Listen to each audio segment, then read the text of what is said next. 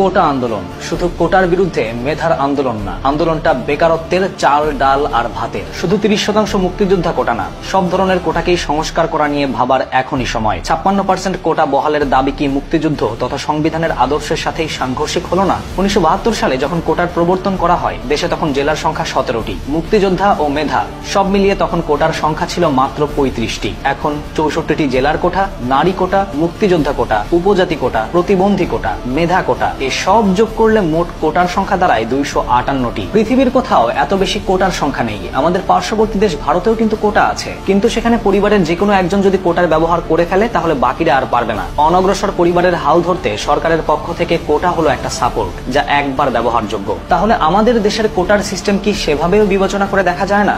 বাংলাদেশ রেলওয়েতে পোষ্য কোটার তাণ্ডবে 18 কোটি জনগণের দেশে যদি মাত্র 3 জন সাধারণ মানুষ সরকারি চাকরি পায়, তবে চিন্তা করে দেখেন, আমার আপনার মতো সরকারি চাকরি চেয়ে হন্যে হয়ে ছুটে বেড়ানো শিক্ষিত বেকারের সংখ্যা আকাশচুম্বী হবে নাই বা কেন? কোটার বিরুদ্ধে এই গণজোয়ার, এই আন্দোলন শুধু মুক্তিযোদ্ধা কোটা বাতিলের না। চাকরির পরীক্ষায় 186 পেয়েও প্রথম হয়ে চাকরি না পাওয়া যুবকটি জানে, মগজ ভর্তি মেধা নিয়েও শূন্য পকেটের দায়ে কেন রাস্তায় স্লোগান দিতে হয়। বছরের পর বছর বিসিএস এর পেছনে নিজের বেকার জীবনকে উৎসর্গ করা মানুষটির পরিবার জানে কেন চিৎকার করে গলা ফাটিয়ে পিঠে লিখে প্রমাণ করতে হয়, আমার মেধা আছে, শুধু একটা চাকরি চাই। আপনারা আমার মেধার 56% কেটে। কোটা আন্দোলন শুধু কোটার বিরুদ্ধে মেধার আন্দোলন না, আন্দোলনটা বেকারত্বের চাল ডাল আর ভাতের। শুধু 30% মুক্তিযোদ্ধা কোটা না, সব ধরনের কোটাকেই সংস্কার করা নিয়ে ভাবার এখনই সময়। 56% কোটা বহালের দাবি কি মুক্তিযুদ্ধ তথা সংবিধানের আদর্শের সাথেই সাংঘর্ষিক হলো না? 1972 সালে যখন কোটার প্রবর্তন করা হয়, দেশে তখন জেলার সংখ্যা 17টি। মুক্তিযোদ্ধা ও মেধা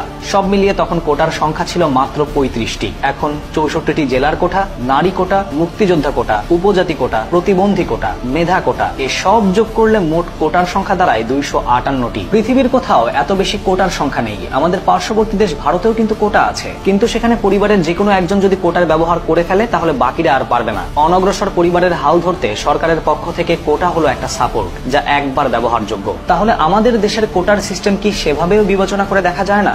বাংলাদেশ রেলওয়েতে পোষ্য কোটার তাণ্ডবে 18 কোটি জনগণের দেশে যদি মাত্র 3 জন সাধারণ মানুষ সরকারি চাকরি পায়, তবে চিন্তা করে দেখেন, আমার আপনার মতো সরকারি চাকরি চেয়ে হন্যে হয়ে ছুটে বেড়ানো শিক্ষিত বেকারের সংখ্যা আকাশচুম্বী হবে নাই বা কেন? কোটার বিরুদ্ধে এই গণজোয়ার, এই আন্দোলন শুধু মুক্তিযোদ্ধা কোটা বাতিলের না। চাকরির পরীক্ষায় 186 পেয়েও প্রথম হয়ে চাকরি না পাওয়া যুবকটি জানে, মগজ ভর্তি মেধা নিয়েও শূন্য পকেটের দায়ে কেন রাস্তায় স্লোগান দিতে হয়। বছরের পর বছর বিসিএস এর পেছনে নিজের বেকার জীবনকে উৎসর্গ করা মানুষটির পরিবার জানে কেন চিৎকার